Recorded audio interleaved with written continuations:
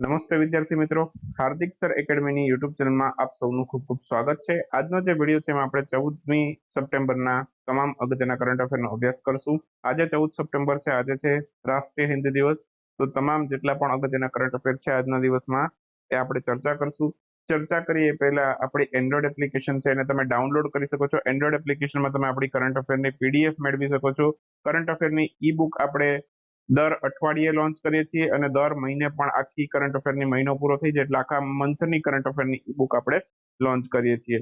તો દરેક મહિનાની તમને જૂના 1 વર્ષ સુધીની પીડીએફ આપણા એપ્લિકેશનમાં મળી જશે કરંટ અફેરની। આ ઉપરાંત તમે વર્તમાન પત્રિકા હમણાં જ શરૂ કરી છે, તો આ વર્તમાન પત્રિકા છે એ તમે પ્રિન્ટ એની પ્રિન્ટ આઉટ લઈ શકો છો। જે કરંટ અફેરનું કન્ટેન્ટ હોય છે એ લગભગ 1 થી 2 પેજની અંદર આપણે વર્તમાન પત્રિકાની અંદર સેટ કરીએ છીએ, તો જેથી તમને સસ્તા ભાવે પ્રિન્ટ તમે કાઢી શકશો। તો એ વસ્તુ એપ્લિકેશનમાંથી ડાઉનલોડ પણ કરી શકાશે અને એની પ્રિન્ટ આઉટ કાઢી શકાશે। પરંતુ જે ઈ બુક હોય છે એ તમે ફોનથી રીડ કરી શકો એવા ફોન્ટમાં ડિઝાઇન કરેલી હોય, એના ફોન્ટ મોટા હોય, તો લગભગ 100 પેજ હોય છે દરેક મહિનાની ઈ બુકની અંદર, 100 થી વધારે પેજ હોય છે। તો એની પ્રિન્ટ આઉટ કાઢવી થોડીક મોંઘી પડે, એટલા માટે થઈને એમાં આપણે પ્રિન્ટ આઉટનો ઓપ્શન જ નથી આપ્યો કે ડાઉનલોડ કરવાનો ઓપ્શન નથી આપ્યો। તમે એને ઓફલાઈન ડાઉનલોડ કરીને એપ્લિકેશનમાંથી એક્સેસ કરી શકો છો। તમારું ઇન્ટરનેટ વર્કિંગ ન હોય તો પણ એને ડાઉનલોડ એકવાર કરી લેશો એટલે પછી તમે એને ઓફલાઈન ડાઉનલોડમાંથી એક્સેસ કરી શકશો। ક્લિયર? તો આ બધા ફીચર એપની અંદર છે અને એપ્લિકેશનની લિંક ડિસ્ક્રિપ્શનમાં પણ છે, અથવા પ્લે સ્ટોરમાં ડાયરેક્ટલી સર્ચ કરીને પણ તમે આપણી એપ્લિકેશન મેળવી શકો છો। શરૂઆત કરું પહેલા 2 પ્રશ્નો તમારા માટે। પ્રશ્ન લાસ્ટ વિડીયોમાંથી છે, 13મી સપ્ટેમ્બરના વિડીયોમાંથી। તો ક્વેશ્ચન એવો છે કે US news and world report annual એમના દ્વારા જાહેર કરવામાં આવેલી એક બેસ્ટ કન્ટ્રી રેન્કિંગ 2023ની રેન્કિંગ જાહેર કરવામાં આવી છે। તો આમાં ટોચના સ્થાન ઉપર કયો દેશ હતો? અને બીજું છે વર્લ્ડ સ્પાઇસ કોંગ્રેસ એની કેટલામી આવૃત્તિ હતી, એનું આયોજન ક્યાં થતું? 2 ક્વેશ્ચન છે આમાં તમારા માટે। ક્લિયર? તો આ બધા જ ક્વેશ્ચન છે તમારા, એક નાનકડું રિવિઝન થઈ જાય તમને એ માટે આપણે પૂછીએ છીએ। જવાબ લખવાનો પ્રયત્ન કરવાનો, જેથી મને પણ થોડુંક મજા આવે કે કેટલા યુઝર છે એ આપણા એક્ટિવ છે અને કેટલા સિરિયસલી લે છે। આ વર્તમાન પત્રિકાના સ્ક્રીનશોટ છે, લગભગ 1 થી 2 પેજની અંદર, ક્યારેક ક્યારેક વધારે કન્ટેન્ટ હોય તો 3 થી 4 પેજ થાય। હવે આની અંદર એમસીક્યુ અત્યારે કવર નહોતા કરેલા જ્યારે લોન્ચ કરી ત્યારે, પરંતુ પાછળથી હવે આપણે આની અંદર એમસીક્યુ પણ મૂકીએ છીએ। તો લાસ્ટની અંદર છે તમે આમાં એમસીક્યુ પણ મેળવશો। ઓકે, તો આ બધું વર્તમાન પત્રિકાની અંદર તમે એકદમ ઓછા પેજમાં તમે કન્ટેન્ટ છે બરાબર એ એની પ્રિન્ટ આઉટ લઈ શકો છો। તો એ જે લોકોને ફોનથી વાંચવાની મજા નથી આવતી, પ્રિન્ટ આઉટ કાઢીને વાંચવાની ઈચ્છા છે, તો એ લોકો વર્તમાન પત્રિકા વાળો કોર્સ લેશે। ચલો, પણ અત્યાર માટે આનો કોર્સ છે એપ્લિકેશનમાં અવેલેબલ નથી, બધા માટે ફ્રીમાં જ રાખી છે। અને ગઈકાલે એક ટેકનિકલ ઇસ્યુમાં એવો પ્રોબ્લેમ હતો કે તમે વર્તમાન પત્રિકા જે હોમ પેજ ઉપર દેખાય છે ત્યાંથી ક્લિક કરો તો ત્યાં ડાઉનલોડનો ઓપ્શન ઉપર ક્લિક કરો તો ત્યાંથી ડાઉનલોડ નથી થતું। ઓકે, તો એનો જે ઇસ્યુ છે એને સોલ્વ કરવા માટે આપણે તમે સાઇડ બાર આપેલું હશે એપ્લિકેશનમાં છે, તમે 3 લીટા કે એવું કંઈક જોશો ઉપર લેફ્ટ સાઈડમાં, ત્યાંથી લેફ્ટ સાઈડમાંથી સાઇડ બાર તમને સ્ક્રોલ થશે। એ સાઇડ બારની અંદર છે તમને ફ્રી મટીરિયલનો ઓપ્શન આપેલો હશે। એ ફ્રી મટીરિયલના ઓપ્શન ઉપર જોશો ત્યાં વર્તમાન પત્રિકાનો ફોલ્ડર હશે, ત્યાંથી તમે ડાઉનલોડ કરી ઇન્ટરનલ સ્ટોરેજમાં સેવ કરી શકો છો, એની પ્રિન્ટ આઉટ પણ લઈ શકો છો। બરાબર? પહેલું હોમ પેજ ઉપર જે છે એ એક નોટિફિકેશન ફીચર છે, એટલા માટે ત્યાંથી ડાઉનલોડ નથી થતું। બરાબર? એટલા માટે ત્યાંથી ડાઉનલોડનો ઓપ્શન ડિસેબલ બતાડે છે। એકચ્યુઅલમાં એ નોટિફિકેશન ફીચર છે એટલા માટે। તો સાઇડ બારમાં તમને વર્તમાન પત્રિકા આપેલી છે, બરાબર? વર્તમાન પત્રિકાનું ફોલ્ડર છે ફ્રી મટીરિયલમાં, અને ત્યાંથી તમે એને ડાઉનલોડ કરી શકો છો। તો જેમને ડાઉનલોડ નહોતી થતી ગઈકાલે એ લોકો ત્યાંથી ડાઉનલોડ કરી શકે છે। શરૂઆત કરી દઈએ આજના વિડીયોની 14મી સપ્ટેમ્બરના કરંટ અફેર। સૌથી પહેલો ક્વેશ્ચન એવો છે કે હાલમાં જ રાષ્ટ્રીય વન શહીદ દિવસ છે, આની ઉજવણી ક્યારે કરવામાં આવેલી? તો રાષ્ટ્રીય વન શહીદ દિવસ છે આની ઉજવણી હાલમાં જ કરવામાં આવી હતી। આ 11મી સપ્ટેમ્બરે રાષ્ટ્રીય વન શહીદ દિવસ ઉજવાય છે। તો ઓપ્શન બી અહીંયા આપણો આન્સર થશે, 11 સપ્ટેમ્બરે ઉજવ્યો રાષ્ટ્રીય વન શહીદ દિવસ। ઓકે, દર વર્ષે 11મી સપ્ટેમ્બરે જ ઉજવાય છે। કોણ ઉજવે છે? તો કે આપણું ભારતનું વન, પર્યાવરણ અને ક્લાઇમેટ ચેન્જ મંત્રાલય, એમના દ્વારા આ દિવસની ઉજવણી કરવામાં આવે છે। અને શા માટે ઉજવીએ છીએ? તો કે જંગલની સુરક્ષામાં કેટલાક લોકો છે પોતાનો જીવ ગુમાવી દે છે, તો એમને શ્રદ્ધાંજલિ આપવા માટે આ રાષ્ટ્રીય વન શહીદ દિવસ આપણે ઉજવીએ છીએ।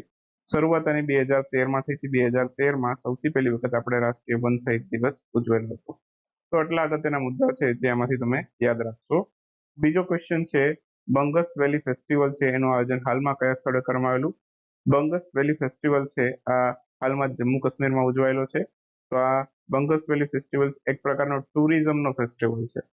આ એકચ્યુઅલમાં બધા લોકો બંગસ વેલીમાં આવે અને ત્યાં પર્યટન કરે. એકચ્યુઅલમાં એક ટાઈપનું આપણે એમ કહીએ ને સ્પોર્ટ્સ એક્ટિવિટી હોય ત્યાં, ટૂંકમાં આપણે જેમ કેમ મેળો કરતા હોય એ ટાઈપનું જ છે, બરાબર. પણ મેળો ના કહેવાય, એ ટાઈપનો તહેવાર છે. ટૂંકમાં બધા લોકો એ સ્થળે ભેગા થાય બંગસ વેલીમાં, બરાબર, અને ત્યાં થોડી ઘણી એક્ટિવિટી ને ખાણીપીણી ને એવું બધું આયોજન હોય છે, બરાબર. તો આ બંગસ વેલી ફેસ્ટિવલ છે જમ્મુ કાશ્મીરમાં થાય છે. જમ્મુ કાશ્મીરમાં કયા જિલ્લામાં? તો કે કુપવાડા જિલ્લાની અંદર થાય છે. હમણાં જ એક બીજું જમ્મુ કાશ્મીરની અંદર છે, એક બીજો 7 દિવસ માટે છે બહુભાષી લઘુકથા મહોત્સવનું પણ આયોજન થયું હતું. એ જમ્મુમાં થયું હતું. બાકી જમ્મુ કાશ્મીરમાં 2023ની જે મિસ વર્લ્ડની ઇવેન્ટ છે એ ભારતમાં થવાની છે. 2023ની મિસ વર્લ્ડની ઇવેન્ટ ક્યાં થશે? તો કે ભારતમાં નવેમ્બર ડિસેમ્બરની અંદર હોય છે મિસ વર્લ્ડની ઇવેન્ટ, તો એ ભારતમાં થવાની છે. તો આ ખાસ યાદ રાખશું. બાકી ભદરવા રાજમાં છે જમ્મુ કાશ્મીરના, અને રામબન સુલાઈ શહેદ છે, ઓકે, એને પણ જીઆઈ ટેગ મળ્યો છે. લગભગ 1 થી 2 દિવસ પહેલા મેં તમને બધા જીઆઈ ટેગ કર્યા હતા. આની ઉપરાંત 5મી સપ્ટેમ્બરના વિડીયોમાં પણ મેં તમને બધા જીઆઈ ટેગ 2023માં જેટલા પ્રોડક્ટને મળેલા છે એ બધા તમને એમાં રિવાઇઝ કરાવ્યા હતા. તો 5 સપ્ટેમ્બરનો વિડીયો જોજો અથવા 1 થી 2 દિવસ પહેલાનો વિડીયો જોજો, એમાં તમને મળી જશે. અને બાકી વર્તમાન પત્રિકાની અંદર પણ એ બધું કન્ટેન્ટ આપણે એની અંદર મૂકીએ જ છીએ, તો એમાં પણ તમને મળી જશે. શ્રીનગરનું તુલિપ ગાર્ડન એને વર્લ્ડ બુક ઓફ રેકોર્ડની અંદર સ્થાન મળ્યું છે, તો એના કારણે પણ એ ચર્ચામાં હતું. તો આ થોડાક જમ્મુ કાશ્મીર વિશેના અગત્યના મુદ્દા છે જે તમે અહીંયા યાદ રાખી શકો છો પરીક્ષા માટે.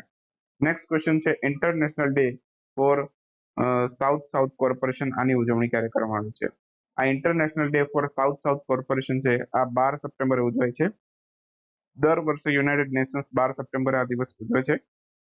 આની 2023 માટેની થીમ શું છે? તો કે solidarity, equity and partnership unlocking south corporation to achieve the SDGs. તો આ એની થીમ છે, થીમ આપણે યાદ રાખીશું, બરાબર. તો સાઉથ કોર્પોરેશનનો દિવસ ખાસ યાદ રાખશું, 12 સપ્ટેમ્બરે ઉજવાય છે. અને થોડુંક સાઉથ કોર્પોરેશન વિશે આપણને ખબર હોવી જોઈએ. એકચ્યુઅલમાં 1974માં છે સંયુક્ત રાષ્ટ્રની જે જનરલ એસેમ્બલી હતી, તો એમાં વિકાસશીલ દેશો છે એના માટે ટેકનિકલ સહાયને પ્રોત્સાહન આપવા માટે થઈને આની સ્થાપના કરવામાં આવી છે. 1974માં યુએન જનરલ એસેમ્બલી હતી, તો એમાં વિકાસશીલ દેશો છે એને ટેકનિકલ સહકાર મળી રહે અને એને પ્રોત્સાહન આપવા માટે આ શરૂ કરવામાં આવ્યું હતું. હવે શરૂ કરનાર સંસ્થા કઈ હતી? તો કે સંયુક્ત રાષ્ટ્રની જે એક સંસ્થા હતી UNDP, united nations development programme, આ એનું પૂરું નામ છે. તો એના અંતર્ગત આની એક નવો એકમ સ્થાપવામાં આવ્યો યુએનડીપી અંતર્ગત. તો ક્વેશ્ચનમાં એવું આવે કે ભાઈ આ UN office four south corporation છે, ઓકે, એને કોના અંતર્ગત સ્થાપવામાં આવ્યું છે? તો ધ્યાન રાખજો, એને યુએનડીપી અંતર્ગત સ્થાપવામાં આવ્યું છે. પહેલા આ યુએન સાઉથ કોર્પોરેશન તરીકે ઓળખાતું, પાછળથી અથવા તો લગભગ સ્ટાર્ટિંગમાં ખાલી સાઉથ કોર્પોરેશન હતું. પાછળથી 2013માં આને UN office four south corporation એવું નામ મળ્યું, બરાબર. તો આ જસ્ટ ખાલી જાણકારી માટે છે, તો એ પણ આપણે યાદ રાખીશું. ફીબા વર્લ્ડ કપ 2023નું ટાઇટલ કોણે જીત્યું છે? ફીબા બાસ્કેટબોલ ફેડરેશનની આખી વર્લ્ડ કપની ટુર્નામેન્ટ હોય છે. ટૂંકમાં જેમ ફીફા હોય છે ફૂટબોલ માટે, એવી જ રીતે બાસ્કેટબોલ માટે ફીબા હોય છે, ઓકે. તો અહીંયા આનું ટાઇટલ જીત્યું છે જર્મનીએ. ફાઇનલમાં કોને હરાવ્યું જર્મની? તો કે સર્બિયાને હરાવી. ફાઇનલ મેચ ક્યાં રમાઈ હતી? તો કે ફિલિપાઇન્સની અંદર રમાઈ હતી. તો 3 અગત્યના ક્વેશ્ચન ખાસ યાદ રાખવાના. અને આ 4 વર્ષે એક વખત ટુર્નામેન્ટ થતી હોય એટલે આ ટુર્નામેન્ટ આપણે ખાસ યાદ રાખવાનું, બરાબર. આ ટુર્નામેન્ટનું આયોજન દર 4 વર્ષે એક વખત થાય. અત્યારે 2023માં થઈ, હવે પછી 2027માં ક્યાં થશે? તો કે કતારમાં. 2023માં આનું હોસ્ટિંગ કરનાર દેશોનું નામ યાદ રાખશું. જાપાન હતું, ઇન્ડોનેશિયા હતું અને ફિલિપાઇન્સ હતું. ફાઇનલ મેચ ક્યાં રમાઈ હતી? તો કે ફિલિપાઇન્સની અંદર રમાઈ હતી. 3 દેશોએ આયોજન કર્યું, ફાઇનલ મેચ રમાઈ ફિલિપાઇન્સમાં. બસ અહીં સુધી યાદ રાખી લીધું. હવે આમાં ટાઇટલ કોણે જીત્યું? તો કે જર્મનીએ જીત્યું. કેટલામી વખત ટાઇટલ જીત્યું? તો કે સૌથી પહેલી વખત જ આ ટુર્નામેન્ટનું ટાઇટલ જીત્યું. અને આ ટુર્નામેન્ટની અંદર છે જર્મનીએ સર્બિયાને હરાવીને પોતાનું આ ટાઇટલ જીત્યું. બાકી આનું કેટલામું સંસ્કરણ હતું? તો આનું 2023ના રોજ 19મું સંસ્કરણ હતું. એને પણ આપણે યાદ રાખવાનું છે. અને હવે પછી 20મું સંસ્કરણ છે એ કતારમાં થશે. ફીબા વિશે થોડુંક યાદ રાખી લો. ઇન્ટરનેશનલ બાસ્કેટબોલ ફેડરેશન આ એનું પૂરું નામ છે. મુખ્ય મંત્ર સ્વિટ્ઝરલેન્ડના મિસ શહેરમાં આવેલું છે. 1932માં આની સ્થાપના થઈ. અને અત્યારના અધ્યક્ષ છે હમાને ન્યાંગ. એમને પણ આપણે યાદ રાખીશું. હાલમાં જ ભારતે કયા દેશ સાથે મળીને ઇન્ફ્રાસ્ટ્રક્ચર ફાઇનાન્સિંગ બ્રિજનો શુભારંભ કર્યો? તો ભારતે એક દેશ સાથે મળીને ઇન્ફ્રાસ્ટ્રક્ચર ફાઇનાન્સિંગ બ્રિજ છે એનો શુભારંભ કર્યો છે. અને આ કયા દેશ સાથે કર્યું છે? તો કે યુકે સાથે મળીને કર્યું છે. તો આન્સર આવશે યુકે. યુનાઇટેડ કિંગડમ સાથે મળી Bharat UK infrastructure financing bridge છે એનો શુભારંભ કર્યો. એકચ્યુઅલમાં આનો જે શુભારંભ કર્યો એ કેના અંતર્ગત કર્યો? તો ઇન્ફ્રાસ્ટ્રક્ચર ફાઇનાન્સિંગ બ્રિજ છે એનો શુભારંભ છે એ ઇકોનોમિક એન્ડ ફાઇનાન્સિંગ ડાયલોગ અંતર્ગત કરવામાં આવ્યો, જે ભારત અને યુકે વચ્ચે હમણાં જ થયેલો હતો. બાકી યુકે બીજા કારણોથી યાદ છે તમને? હમણાં જ યુકેનું બર્મિંગહામ છે બેંકરપ્ટ થઈ ગયું, એટલે કે દિવાળીઓ જાહેર થઈ ગયું. બર્મિંગહામ છે ત્યાં 2022ના કોમનવેલ્થ ગેમ્સ પણ થયેલા હતા. અને બાકી યુકેને યાદ રાખશું, યુકેના પ્રધાનમંત્રી છે ઋષિ સુનાક ભારતીય મૂળના છે. હાલમાં જ ભારતીય તટરક્ષક સેના એ કયા સ્થળેથી એશિયાઈ તટરક્ષક એજન્સીઓના પ્રમુખોની 19મી બેઠકમાં ભાગ લીધો? તો આ જે 19મી બેઠક હતી એશિયાઈ તટરક્ષક સેનાના એજન્સીઓના પ્રમુખોની, તો એ બેઠક થઈ તુર્કીની અંદર. તો આન્સર આવશે તુર્કીએ. હવે તમે એમ કહેશો પાછળથી ભૂલમાં એ લખાઈ ગયો છે, તો તમને યાદ હોય તો ઘણા સમય પહેલા આ વસ્તુ આપણે આપણા કરંટ અફેરમાં લીધી હતી. ભાઈ તુર્કી છે બરાબર, એ પહેલા તુર્કી તરીકે ઓળખાતું હતું. પાછળથી પછી તુર્કીએ છે પોતાનું નામ બદલી અને તુર્કી એ કરી દીધું. ઓકે, તો તુર્કી એ બોલો કે તુર્કી એ બોલો બરાબર, એમાં કોઈ ફેર નથી. તો અત્યારે તુર્કીએ છે એ પોતાનું નામ બદલી દીધું છે, તુર્કીએ રાખ્યું છે. તો એશિયાઈ તટરક્ષક એજન્સીઓના પ્રમુખોની 19મી બેઠક હતી. કેટલામું સંસ્કરણ હતું? તો કે 19મું હતું. આયોજન તુર્કીના ઇસ્તાનબુલની અંદર થયેલું હતું. ઓકે, ભારત તરફથી ભારતીય તટરક્ષક સેનાએ ભાગ લીધો. અને ભારતીય તટરક્ષક સેનામાંથી કોણે ભારતનું પ્રતિનિધિત્વ કર્યું હતું? તો કે રાકેશ પાલ. આ રાકેશ પાલ છે ભારતીય તટરક્ષક સેનાના વડા છે. ઓકે, આ લગભગ થોડાક જ મહિનાઓ થયા છે, મારા ખ્યાલથી છ એક મહિના માંડ થયા હશે. તો 5-6 મહિના પહેલા રાકેશ પાલ છે ભારતીય તટરક્ષક સેનાના નવા વડા બન્યા હતા. તો એમને ખાસ યાદ રાખશું આપણે. તો ક્વેશ્ચન એમના વિશે પણ આવી શકે છે. અને 19મી બેઠક હતી. બાકી ભારતીય તટરક્ષક સેના વિશે યાદ રાખશું. 1 ફેબ્રુઆરી 1977માં ભારતીય તટરક્ષક સેનાની સ્થાપના થઈ હતી. અને એનું મુખ્ય મથક ક્યાં છે? તો કે નવી દિલ્હીમાં આવેલું છે. બધા 3-4 અગત્યના મુદ્દા છે તટરક્ષક સેનામાંથી યાદ રાખશો તો આપણે કશું પ્રોબ્લેમ નહીં થાય. હા, તટરક્ષક સેના કયા મંત્રાલય અંતર્ગત કાર્ય કરે એવું પૂછે બરાબર, તો એ ભારતના રક્ષા મંત્રાલય અંતર્ગત કાર્ય કરે છે. ઓકે, બાકી સીઆરપીએફ છે, આસામ રાઇફલ્સ છે, સશસ્ત્ર સીમા બળ છે, તો આ બીએસએફ છે, આ બધા છે એ ગૃહ મંત્રાલય અંતર્ગત કાર્ય કરે, એ ખાસ યાદ રાખશું. અને બાકી ઇન્ડિયન આર્મી છે, ઇન્ડિયન એરફોર્સ છે, તટરક્ષક સેના છે, બધી રક્ષા મંત્રાલય અંતર્ગત કાર્ય કરે છે. સીબીઆઈ નું પૂછે તમને, સીબીઆઈ કયા મંત્રાલય અંતર્ગત કાર્ય કરે છે? મેં ઘણી વખત કરાવ્યું હતું જ્યારે પણ સીબીઆઈ ચર્ચામાં હતી ત્યારે. કોઈને યાદ છે? ક્યાંથી યાદ આવશે? કહી દઉં તમને બરાબર. પબ્લિક પેન્શન બરાબર, આ ગૃહ મંત્રાલય અંતર્ગત નથી આવતી, રક્ષા મંત્રાલય અંતર્ગત નથી આવતી. પબ્લિક પેન્શન એન્ડ ગ્રીવન્સ મંત્રાલય અંતર્ગત એ કાર્ય કરે છે. તો એ ખાસ ધ્યાન રાખશું બરાબર. તો આને પણ યાદ રાખશું. બાકી નેક્સ્ટ ક્વેશ્ચન ઉપર આવી જઈએ હવે. હાલમાં જ કયો દેશ છે કે આઈસીસી પુરુષ ઓડીઆઈ રેન્કિંગ છે એમાં એને ટોચનું સ્થાન પ્રાપ્ત કર્યું છે? તો ઓડીઆઈ રેન્કિંગ જાહેર થઈ છે હમણાં જ આઈસીસીની.